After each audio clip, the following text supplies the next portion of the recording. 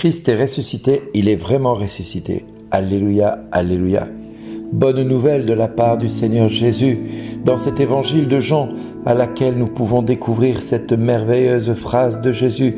Moi, je suis le chemin, la vérité et la vie. Personne ne va vers le Père sans passer par moi.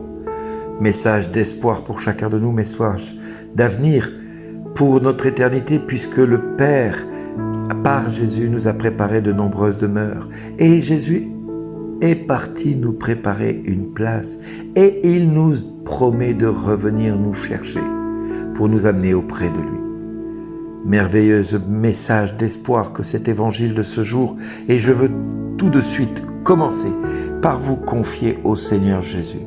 Je veux tout de suite vous présenter au Père, de qui toute paternité au ciel et sur la terre tire son nom. Alors que le Seigneur, qu'il daigne, lui qui est riche en gloire, nous donner la puissance de son esprit pour que se fortifie en nous l'homme intérieur. En effet, que le Christ habite en nos cœurs par la foi, afin que nous restions enracinés, fondés dans l'amour, établis dans l'amour, bâtis sur l'amour.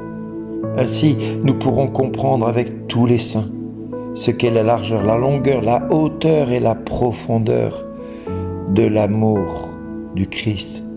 Cet amour qui surpasse toute connaissance, toute intelligence, toute compréhension humaine.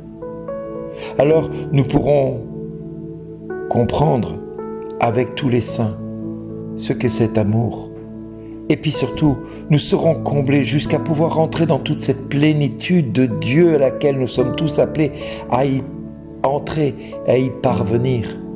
Oui, que le Père nous donne à chacun de réaliser par la puissance qu'il met par Jésus en nous et qu'il met en œuvre en nous infiniment plus, bien plus, mais bien au-delà de tout ce que nous pouvons demander ou concevoir. Oui, frères et sœurs, que le Père, dans son infini amour, ne limite pas sa grâce à l'instant T, mais il vienne déverser à profusion sa bénédiction sur chacun et chacune de nous. Père, au nom de Jésus, je te prie et je te remercie de m'exaucer pour mes frères et sœurs. Je te remercie parce que aujourd'hui nous prenons cause pour le Seigneur. Nous nous exhortons mutuellement d'entrer avec beaucoup d'humilité, de douceur, de patience, en nous supportant les uns les autres, de prendre soin de garder l'unité dans l'esprit par ce lien de la paix qu'il a établi en nous. Oui, c'est vrai, Seigneur, c'est notre vocation, c'est cette vocation à laquelle tu nous as tous appelés, cette vocation à laquelle nous n'avons qu'une seule espérance, qu'une seule foi, qu'un seul désir, qu'un seul esprit et corps, Jésus, qui vit et règne en tous, par tous et avec tous, et surtout au-dessus de tous. Oui, que chacun d'entre nous ayons la grâce de donner selon la mesure du don qu'il nous fait par le Christ. Que nous ayons à cœur de soutenir ceux qui ont vraiment besoin de nous. Oui, il est monté au-delà de ce que nous pouvions imaginer. Il est monté sur la croix pour porter nos fardeaux, pour porter nos blessures, pour porter ce qui nous rendait captifs. Et il nous a libérés en nous faisant le don de la liberté. Ce Christ qui a donné sa vie pour chacun de nous, il a voulu descendre jusqu'aux enfers, jusqu'aux régions inférieures de la terre pour aller chercher ceux qui attendaient d'être ramenés avec lui du séjour des morts pour accéder à la vie éternelle. Oui, le Christ est descendu, mais il est désormais monté au-dessus de tous. Il est désormais assis à la droite de Dieu. C'est ce que nous allons célébrer dans quelque temps avec l'ascension du Seigneur.